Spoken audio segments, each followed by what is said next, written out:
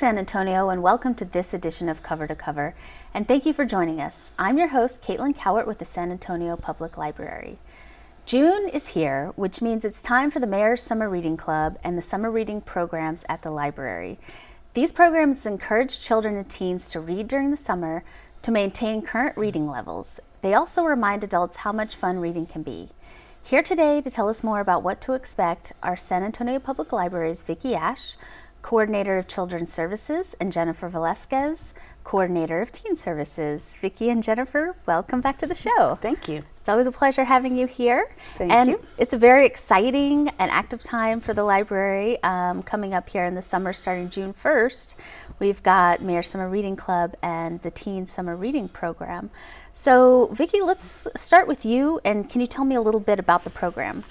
Well, first I want to go back to something you said in your little introduction, and that is it's not a time to just remind adults that reading is for pleasure. I think the wonderful thing about summer is that children get to read what they want to read. One of the things that we know about people who call themselves readers when they grow up is that they had a lot of choice in their childhood. Yeah. They didn't just read what people told them to read. So the summer is a wonderful time for kids to find something that's interesting to them and read all about it. To encourage that to some extent, we have a reading club where kids sign up, and they can sign up online or on paper. They keep a list of the books they read in the summer.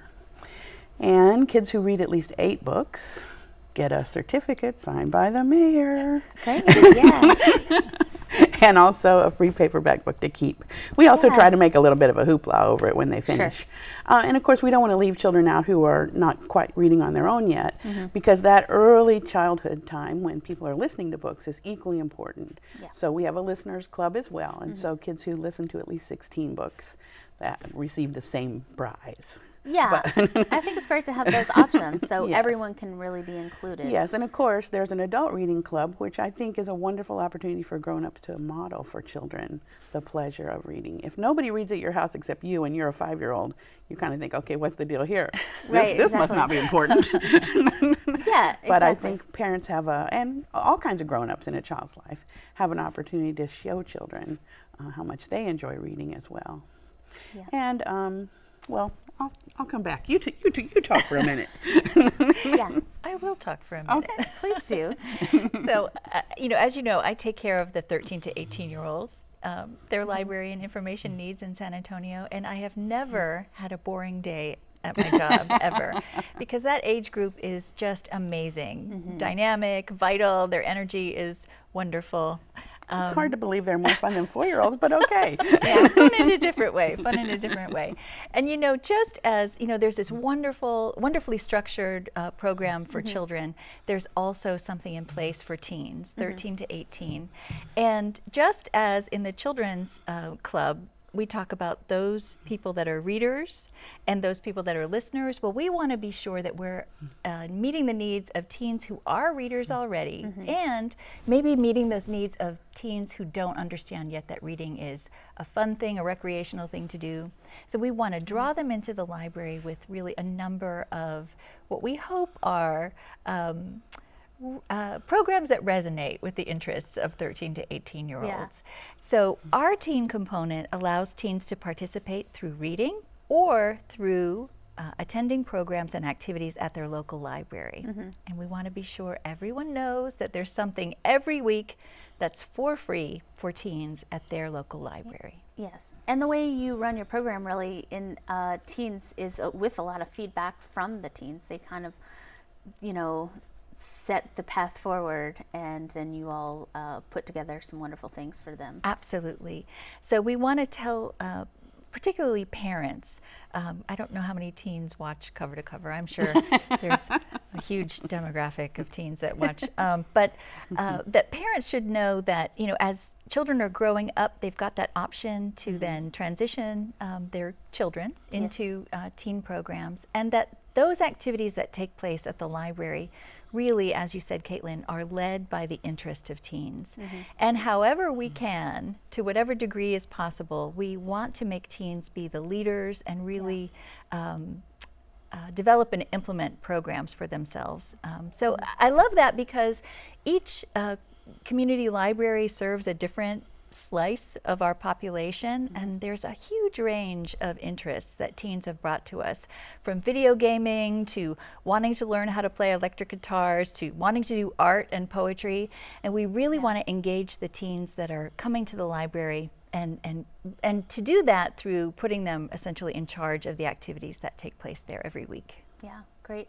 And then are you going to have snacks again this summer? We do. You know, we have a wonderful partnership with the San Antonio Food Bank. And at some of our library locations, you'll find teens and children can come in and get a lunch during the summer. There's no charge for it. You just have to be under 18. And I would encourage people to visit mysapl.org to take a look and see where those locations are. Definitely at the San Antonio Central Library. We do that every summer. We've been doing it for about 10 years. And it is just a wonderful complement to the activities and programs we have to be able to offer that free lunch to teens and children. And I think it is important to remember that that's for children as well. You know, so many children in our town who have lunch at school. Sometimes lunch is a little harder during the summer. Right. Yeah. And it's a wonderful thing for us to be able to offer that to children. And it's awfully cute to see them having a little picnic at the library. It is wonderful. The new teen space in the Central Library is really right adjacent to the children's space. So there's a nice little sort of lobby area where they kind of mingle. Yes, absolutely. The layout now is just really very perfect. conducive to cooperative work between the two departments. Absolutely. And what is so, I think that's such a good example of how the library is different than what you may think it is. You know, we think of the library as a quiet place where you're going to be shushed and you know, everything has to be, you have to have a drink with a lid on it and no eating. But we want to sort of break that down, that during the summer we get noisy at the library, children and teen programs. I'd say we do that pretty much year-round. But in particular, we're especially noisy during the summer. But just to break down that idea of the library being sort of stiff and quiet, we love to make noise. We love to have programs where there's music. And so we really want to invite people to bring their kids, their children and their teens to the library this summer. I think one of the things we try to do so much in the summer is make children and teens feel like the library is really theirs. Exactly. We do that by the programs that we provide, by displaying their artwork, by engaging them in all kinds of conversation. And we have a little series of boredom busters where there's things to do at the library that you don't necessarily have to have a program, but you can do a little scavenger hunt or answer some silly little quiz questions. But these are all ways that the children can just feel that they've come to a place where they're valued and really welcome. Yeah, and to have a good time. That's and then right. those memories will stay with them forever as they look back, thinking about during their school years and the time in the summer where they went into the library and were able to enjoy themselves and enjoy the air conditioning, snacks, and all those wonderful things. Well, that's really true. And we do, I believe that there's research to tell us that the library habit, when developed in childhood, sometimes they leave us for a little while. It's true. But if they developed a habit early on, they're more likely to come back later. And I think the importance of reading in people's lives doesn't diminish over time. Sure, no, not at all. So tell me a little bit, Vicki, about the activities that are going to also be going on. Well, in the children's department, we think of reading as sort of one element of the summer, but then we want children to come regularly to the library, hoping that, you know, they'll check out books while they're there. Yes. So we have weekly programs for children of multiple ages. Jennifer does 13 to 18. That's correct. But the children's department does birth to age 12, so that's a pretty broad age group. So we continue to have things like story time and play and learn and toddler time. But we do try to emphasize a little more fully the programming for school-age children in the summer. So kids' time is really the sort of thing that's added to the schedule. And almost all of our branches have a kids' time program once a week where kids that are in school know that always on Tuesday afternoons at my branch at 2 o'clock there's something for me. Of course, it's different in different branches, but of course, just like Jen said, that mysapl.org will give you the whole schedule without any trouble. Yes, but it's an incredible array of programs. We we're very cognizant of the fact that children are learning all the time.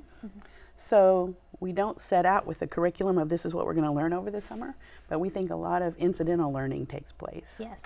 So things that they maybe knew a little bit about, that we'll talk about them together. For example, this summer, the theme this summer is green. So we're talking all things green.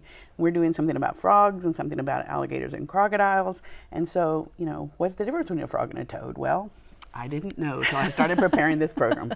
I didn't know the difference between an alligator and a crocodile, but don't ask me right this second.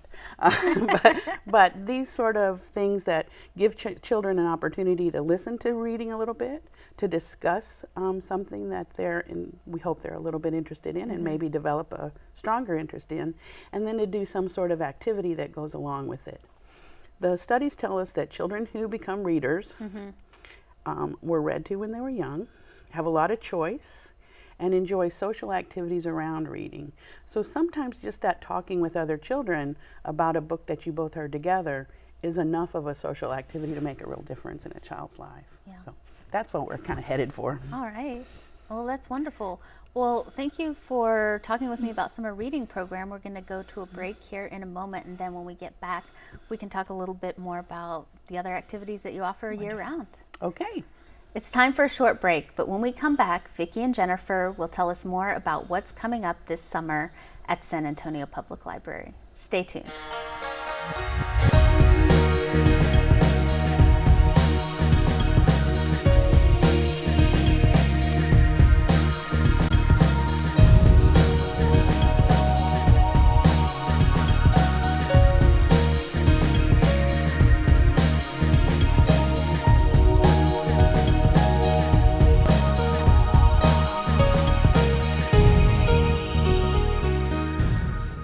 At Pre-K for SA, we believe that every child has the unlimited potential to be something great. I want to be an astronaut. I want to be a doctor. I want to be a chef.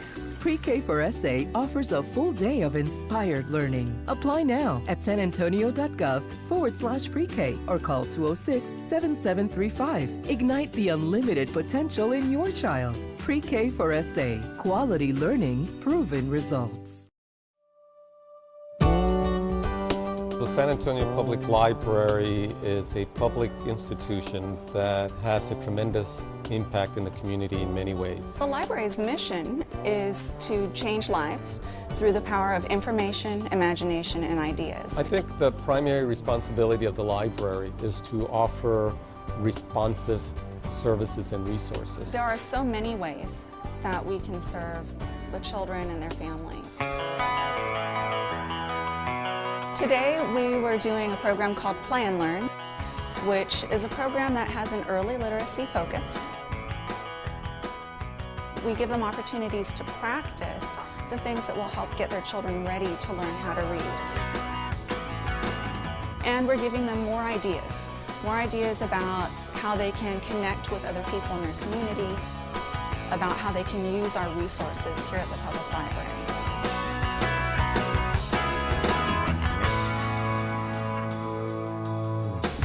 We offer a lot of programs that engage teens on content creation, because that's a population that in many areas of the city, they're at risk of dropping out from school. And so if we can motivate them, if we can help them understand the opportunities that they can pursue, utilizing technology to develop content, but also as part of that effort to be engaged with other teams, to develop teamwork, develop collaboration, to come together and think and together as a group, so that they recognize that when you bring various minds together that you can do great things.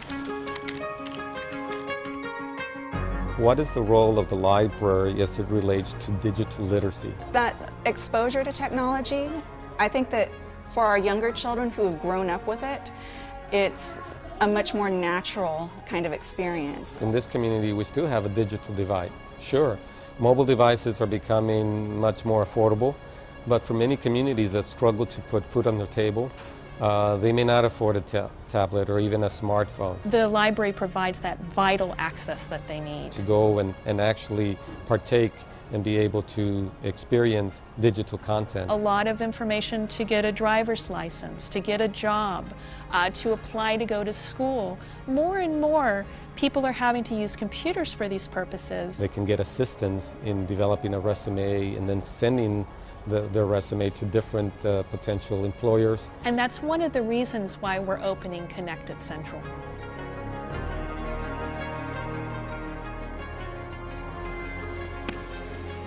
Right now we have a case where there's a higher demand for print books, and that's what we're providing. But we see a trend where there's also a growing demand for ebooks, and how do we position ourselves to be able to respond to that demand is a question that we ask ourselves. We have a responsibility to always stay flexible, adaptable, to stay nimble, and the strategic plan identifies and provides the tools to allow us to do that.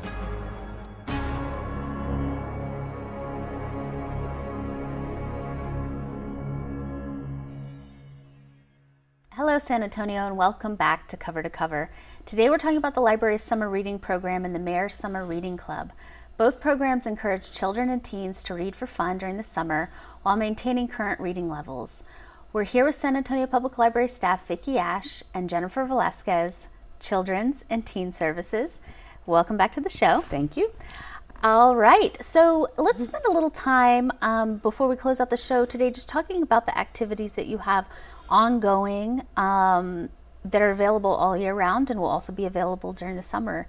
So Vicki, you had mentioned that a lot of the activities now you have the word play incorporated into it. So can you tell us a little bit about that? Well, there's an increasing amount of research that's telling us that young children, and of course we've known this for a long time, but really are learning while they're playing. There's all kinds of things that they're learning. How to interact with other people, that when you build a tower and touch this, it'll fall over. There's that gravity thing. You know, there's all sorts of things that they're learning.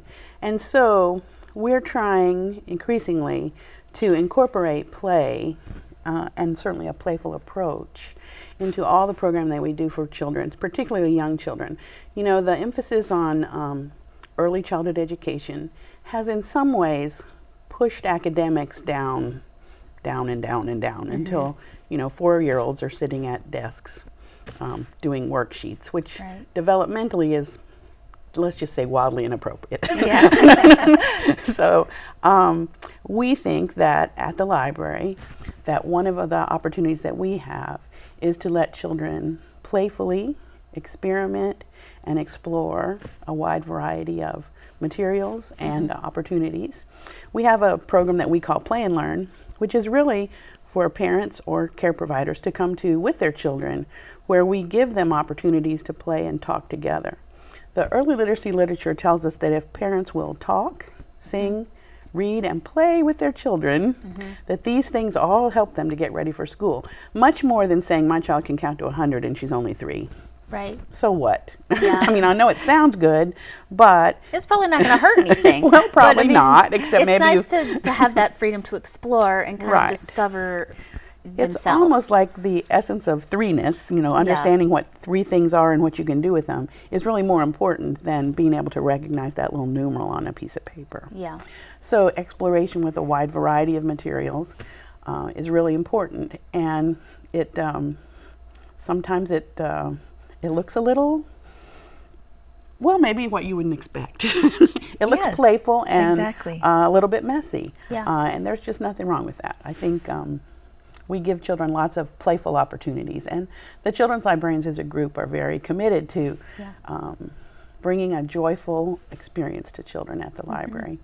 Often in our story times, we have a little playtime afterwards. We just call it Storytime Plus, but it could easily be called Stay and Play. Yeah. So after you have the story, you just stay and play for a little while. And we've been able to, through some additional funding from the city for early literacy, been able to acquire some materials that let children explore. We try really hard to have many of the materials that we provide, things that easily can be made from materials that you have at home, Play-Doh with salt and water and flour, things like that, so that parents don't feel like, well, I've got to go out and buy $1 million worth of toys. Right. Nope, just some boxes and a Yeah. wooden spoon will do it. Yes. So It's the simple things at that age. yes, and we're very, very committed to this idea that playful and joyful learning is something that happens at the library for young children. All right. Okay, Yeah. thanks, Vicki. Sure. And Jennifer, tell us a little bit about the activities for teens, and also about the Teen Library at Central, which just celebrated its 1-year anniversary. Absolutely. We're just so happy about that. You know, I really appreciate Dr. Ash using that word playfulness, joyfulness. I think it's really important for us to remember that all the way through, all the way through. And certainly we want to make sure that the experience that teens have when they come to the library, that it doesn't ever feel like school. And as librarians, we have to acknowledge that teens learn everywhere. They're learning all the time. And what we have to do is sort of provide opportunities for that wonderful out-of-school learning to just keep happening during the summer. And we do that through putting teens sort of in charge of their activity experience, their programming experience. We say programming, it sounds like computers, and sometimes it is. But we mean times that are scheduled where teens can come together with a library staff member and really make decisions about what are we going to do that day. And this summer we know we're going to do just a variety of things based on the interests of teens in different neighborhoods. And we do one thing at each location every week. So there's a teen program everywhere. Just check your schedule at mysapl.org and you'll find out where your closest library, when they're having their teen time. I think I'm going to have to brag on that teen space a little bit more than Jennifer's willing to do. It's just absolutely gorgeous. And it has an amazing ability to sort of diversify. There's sections for all kinds of different activities as well as the collection of materials. It has a nice sign that says teens only. They do let grown-ups come in just to get a book and leave. Just to get a book and leave, but you've got to But I will say that I have a granddaughter that's becomes a 13-year-old this year. Exciting. And she is really looking forward to it. I love that idea that you know, kids are so excited at the opportunity of like graduating, you know, turning 13 and being able to go. Exactly. It makes it really feel special to them. Yeah. And once you get in there, it's just so obvious from the ambiance of the space that this is a place where teens are really valued, where teens can feel very comfortable, and teens can enjoy themselves. And it's really true. I love what you're saying. Yeah, no, this is wonderful. And also, too, it's inspired by the Danish Foursquare model. Correct me if I'm not getting that right.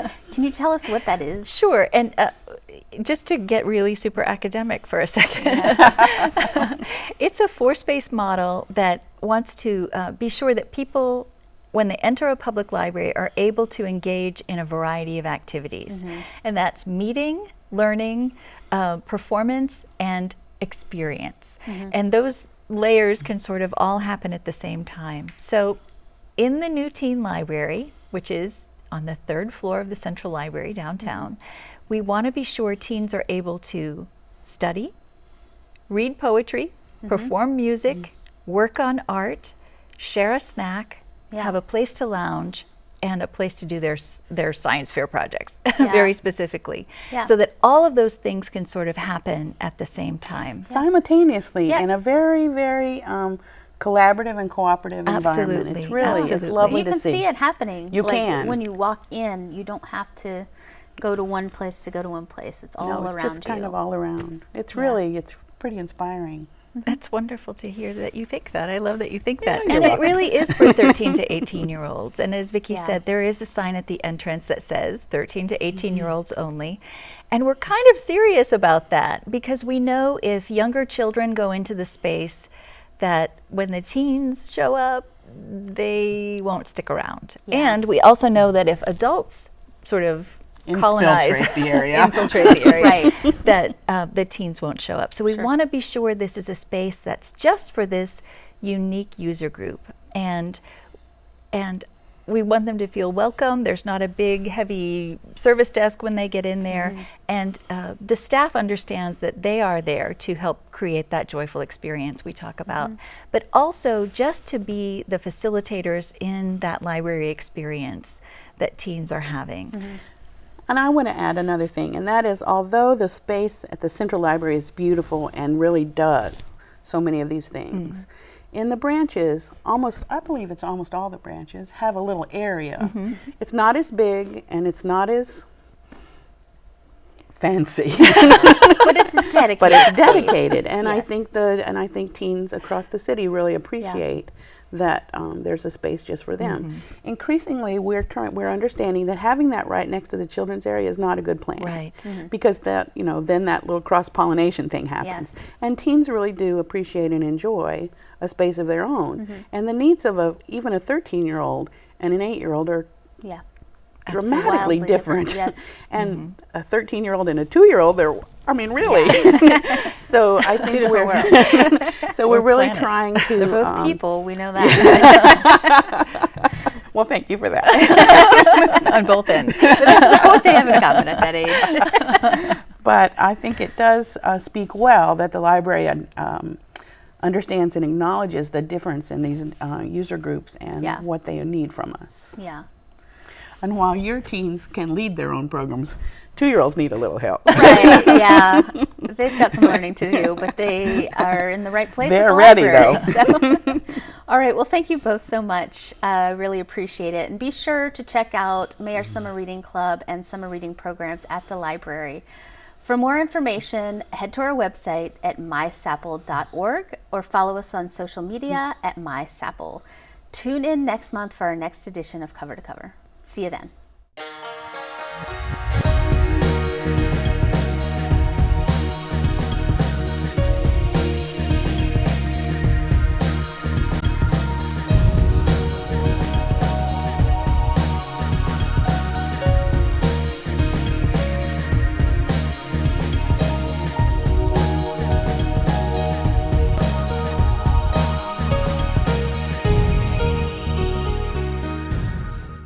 Welcome to this edition of A Minute with Mike, and thank you for joining us.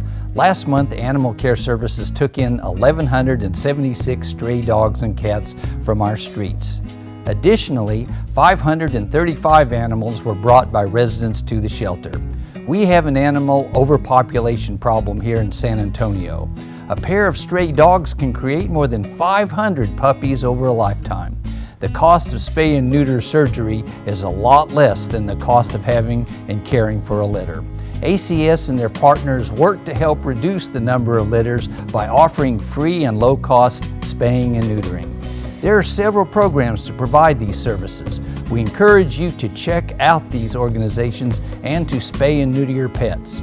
For feral cats in your neighborhood, information and training is available for trap, neuter, return programs. For a list of participating clinics, visit the ACS website listed below. Todd's a great guy. I mean, look at him. What a sweetheart. Attaboy. Wait, Todd, what are you doing? How totally selfish and un-Todd-like of you. Come on, Todd. Come on, man. Take a look under your bed. Find stuff under there? What about jobs? No? Now try your closet.